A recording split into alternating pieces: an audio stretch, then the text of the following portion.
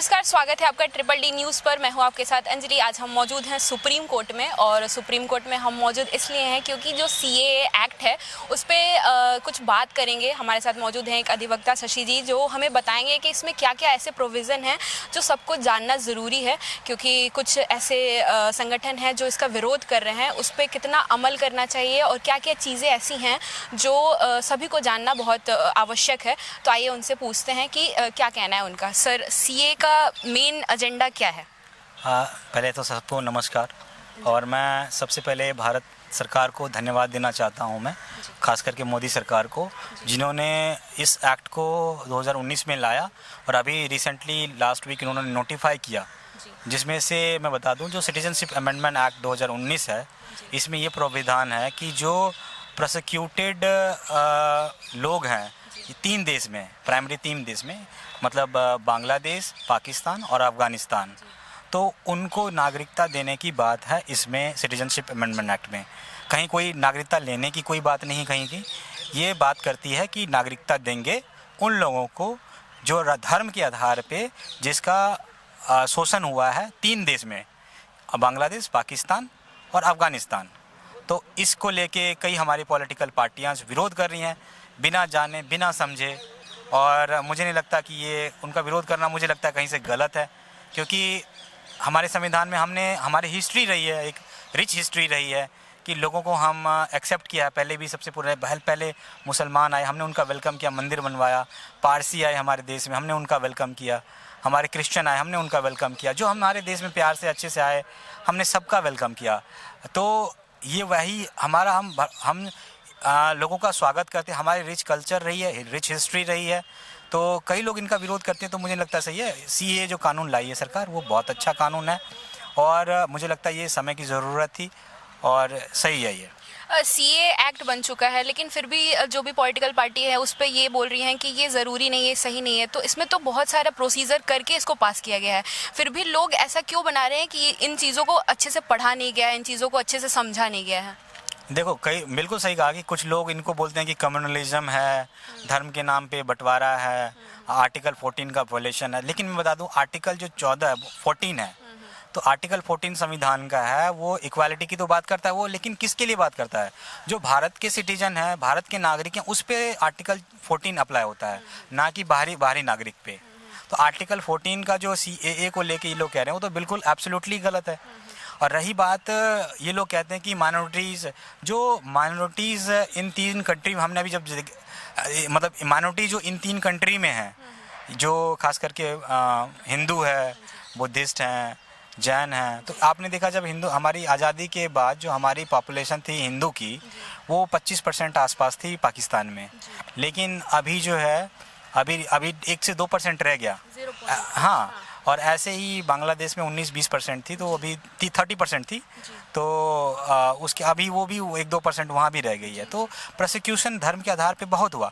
तो कई लोगों का कहना है कि कई लोगों का कहना है कि नहीं, धर्म के आधार आप उन लोगों को नागरिकता क्यों नहीं दे रहे हैं? अहमदिया भी तो माइनॉरिटीज़ हैं। तो मैं उनको बता दूं कि अहमदिया माइनॉरिटीज़ हैं वहाँ पे पाकिस्तान में, लेकिन क्या है कि अहमदिया मुस्लिम है, धर्म के आधार पे उसका प्रोसिक्यूशन नहीं हो रहा। हम बात करें धर्म की, तो अहमदिया एक जाति है, उसमें हम सिंपल भाषा में बताएं तो सेक्ट्स है वो। तो जाति के आधार पे तो नहीं हो रहा, धर्म के आधार पे तो जरूर भेदभाव हो रहा। अफगानिस्तान से अभी जब यूएस ने पुल आउट किया था, तो हमने देखा किस तरह से अदर धर्म के लोगों को भगा रहे थे अफगानिस्तान में। अभी मैं ये भगवान बुद्ध की प्रतिमा भी थी, किस तरह से उन्होंने जो इस तरह के मेंटल एंड जो इलनेस वाले लोग हैं, जो कट्टरपंथी लोग हैं, तो उस धर्म के लोग, तो उन्होंने कैसे तोड़ा था उनका मंदिर वगैरह भगवान बुद्ध का। तो कहने का मतलब यही है कि जो अहमदिया माइनॉरिटीज़ की बात करते हैं लोग और माइनॉरिटीज़ की बात करते हैं, धर्म के आधार पे वो उनका प्रोसिक्यूशन नहीं हुआ, वो एक अलग मैटर ऑफ कंसर्न है। हम जो सिटीजनशिप अमेंडमेंट एक्ट है, वो धर्म के आधार पर जिसके साथ गलत हुआ है, खास करके हिंदू, बुद्धिस्ट, जैन और सबके, ये डेटा है, ये ऐसा नहीं है। तो ये चीज़ पाकिस्तान के पार्लियामेंट में एक्सेप्ट भी करी गई है, तो उसके लिए ये कानून बना हुआ है और ये सही है। जो भी हमारा सिटीजनशिप एक्ट है 1955 का, 55 है शायद, तो उसमें जो भी प्रोविज़न है उसको चेंज किया गया है और अभी नया प्रोविज़न ऐड हुआ है।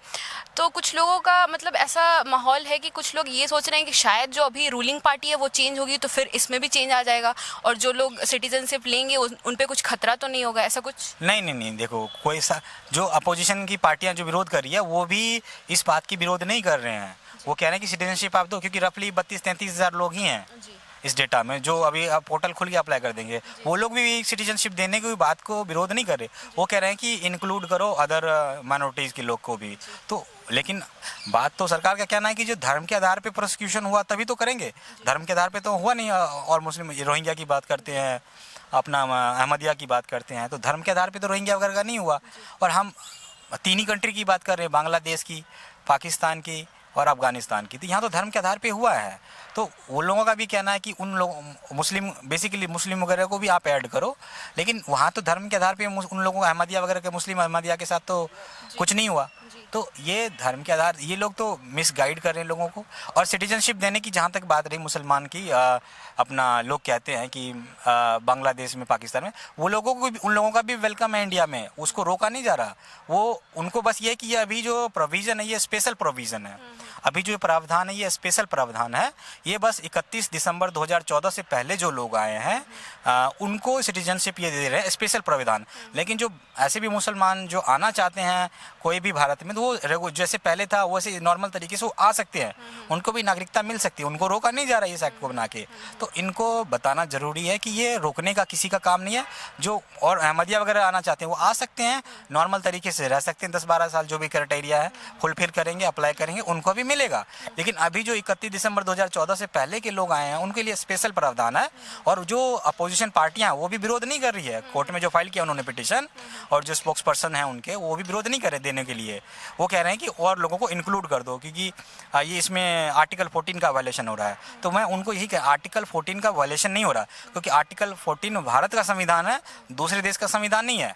तो भारत का संविधान भारत के लोगों पे अप्लाई होता है। सिटीजनशिप वो सेंट्रल गवर्नमेंट के एडमिनिस्ट्रेटिव जो लेजिस्लेचर है और उसके अथॉरिटी में आता है, उनका कानून बनाने का पावर है पार्लियामेंट को, तो वो सही है। तो वो आर्टिकल 14 का कहीं कोई वायलेशन नहीं हो रहा है। 2014 के पहले के जो भी लोग हैं उनके बाद जो भी आ रहे हैं उनके लिए ये अप्लाई है। 2019 में पारित किया गया, 2024 चल रहा है, अभी इम्प्लीमेंट हो रहा है। तो आपको क्या लगता है कि कौन सा ऐसा डेमोग्राफिक चैलेंज है जो फेस कर रही है सरकार कि इतना टाइम लग रहा है इसको करने में? देखिए, डेमोग्राफी तो कुछ भी चेंजेस नहीं है। अब तो 32-33 हज़ार लोग हैं। इलीगल कितने लोग हैं अपने इंडिया में, आप देखते हो कि इलीगल बहुत सारे लोग इंडिया में हैं। तो 32-33 हज़ार लोगों को हमने बताया, जैसे कि हमारी रिच हिस्ट्री रही है, हमने अच्छे लोगों का वेलकम किया है, हमेशा से वेलकम किया अच्छे लोगों का जो शांतिपूर्वक रहना चाहते हैं। तो हमने सबका वेलकम किया है और हम इनका भी वेलकम कर रहे हैं जो वाकई में उनके साथ। अभी पाकिस्तान के जैसे बताया कि पार्लियामेंट में एक हमारे सांसद ने, उन्होंने वहाँ के पाकिस्तानी सांसद ने उन्होंने दिया कि भाई हिंदुओं के साथ गलत हो रहा है सिंध प्रोविंस में, लड़कियों को, नाबालिगों को उठा के उनको कन्वर्ट करके उनके साथ गलत करते हैं वो लोग। तो देख के बहुत एज ए ह्यूमन बीइंग बहुत दुख होता है। पहले तो ये तो चलो ऐसा नहीं होना चाहिए, लोग बटे पड़े हैं धर्मों में, बट ठीक है, लेकिन है जो भी है, मैं उस पर कोई कमेंट नहीं करूँगा। लेकिन यही कहूँगा कि उसके मतलब धर्म क्या, अब वो फिर कहते हैं कि मुझे बड़ा, मैं बोल भी नहीं पा रहा, मतलब बहुत दुख होता है ये चीज़ देख के कि धर्म के आधार पे कैसे कोई मतलब बंदा कर सकता है परेशान, हरासमेंट, और ख़ास करके बच्चियों के साथ और महिलाओं के साथ इतना अत्याचार हो रहा है पाकिस्तान में।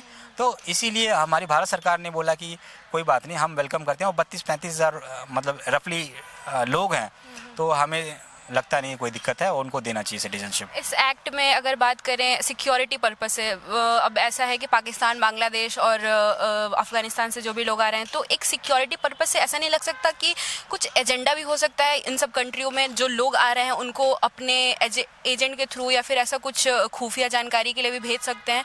इसमें कुछ ऐसा प्रोविज़न है जो उन पे भी कुछ कर सकते हैं, कार्रवाई कर सकते हैं? जी बिल्कुल, बहुत अच्छा क्वेश्चन आपने पूछा है, बहुत अच्छा सवाल है। बिल्कुल, इसमें डाउट हो सकता है कि जो सिटीजनशिप हम जिसको दे रहे हैं, क्या कोई वो ISI का एजेंट है, क्या कोई स्पाई बंदा है वहाँ पे? तो बिल्कुल सही बात है, लेकिन ऐसा नहीं है। पोर्टल पे पहले वो अप्लाई करेंगे और वो जहाँ पे रहते थे पहले, वो वहाँ का एड्रेस बताएंगे, और जो सरकार है हमारी वो बातचीत करेगी कंट्री से और अपना उनको वेरीफाई करेगी। तब उसके बाद उसका अप्रूवल होगा सिटीजनशिप।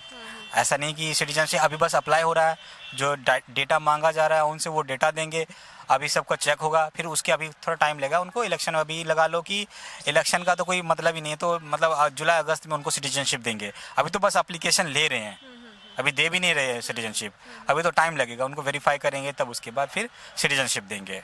लास्ट सवाल यही रहेगा कि जो अपना एजेंडा है देश का, वसुधैव कुटुंबकम, वो हम फॉलो कर पा रहे हैं इन सब चीज़ों के थ्रू? बिल्कुल बिल्कुल, हम वही तो मतलब हमारी संस्कृति रही है वसुधैव कुटुंबकम की। हम तो दुनिया को परिवार मानते हैं। अभी हमारे माननीय प्रधानमंत्री जी ने भी G20 में भी बोला था कि one world, one earth, one future. तो कई सारे इन पे इनिशिएटिव भी लिया उन्होंने। तो हम तो पूरा दुनिया को वसुधैव कुटुंबकम से परिवार मानते हैं, और हमारे स्वामी विवेकानंद ने भी बोला है। तो हम लोगों ने तो सबका वेलकम किया। हमें तो अच्छे लोगों का हमेशा हमारे कंट्री में वेलकम रहा, चाहे कोई भी है, इरेस्पेक्टिव ऑफ ये मतलब caste, creed, religion, we always have welcoming people. तो मुझे नहीं लगता कोई दिक्कत है इससे। लोगों को भी होना चाहिए, भारत के लोगों की। भारत के लोग बहुत टॉलरेंट हैं, बहुत अच्छे हैं कंपैरिजन टू अदर कंट्रीज़। ठीक है, बात करते हैं यूएस की, यूएन की, तो यूएस वगैरह भी कहता है कि जी हमारा वो है, ये कंसर्न रेज करते हैं हम ये सिटीजनशिप अमेंडमेंट पे। तो हम उनको बोलना चाहते हैं कि आपका सेक्युलरिज्म का डेफिनेशन और भारत का सेक्युलरिज्म का डेफिनेशन अलग है। आपका सेक्युलरिज्म, आपका एक लिमिटेड स्कोप है सेक्युलरिज्म को डेफिनेशन का, बट हमारा ऐसा नहीं है। हमारा बहुत पुराना रिच कल्चर हिस्ट्री है। आपने लोगों का ज़मीन कब्जा किया है, हमने लोगों को ज़मीन दिया है। हमारे और आप में बहुत अंतर है, यूएस को मैं बताना चाह रहा हूँ मैं। ठीक है, अभी जैसे आपने यूएस का मेंशन किया, तो अभी एक आया है, ऐसा कमेंट आया है उनके ऑफिशियल से कि हम मॉनिटर कर रहे हैं जो भी इंडिया में चल रही हैं चीज़ें, और हम इस पे एक्शन भी ले सकते हैं अगर कुछ हमें वहाँ गड़बड़ नज़र आता है। तो ये खौफ बना के कैसे रख रहे हैं? नहीं, यूएस का देखिए वो तो पता ही है, जो छोटे छोटे कंट्री को डराते रहते हैं वो करता है, लेकिन वो उनकी कहने की बात है, वोट बैंक है वहाँ यूएस में भी पता है आपको। अभी जो डोनाल्ड ट्रंप है उन्होंने ट्रैवल बैन लगा दिया था मुस्लिम कंट्रीज़ पे, तो उसके लिए भी वो कर रहे थे, फिर बाइडन ने उनको हटाया। और 72 लाख डेटा आ रहा है कि इलीगल इमिग्रेंट्स यूएस में घुस गए हैं। आप बताइए, तो एक कंट्री को इलीगली कई लोग जो आ जाते हैं तो वो गलत चीज़ है। पहले तो जो लोग इलीगल तरीके से किसी देश में घुसते हैं वो तो गलत कर रहे हैं।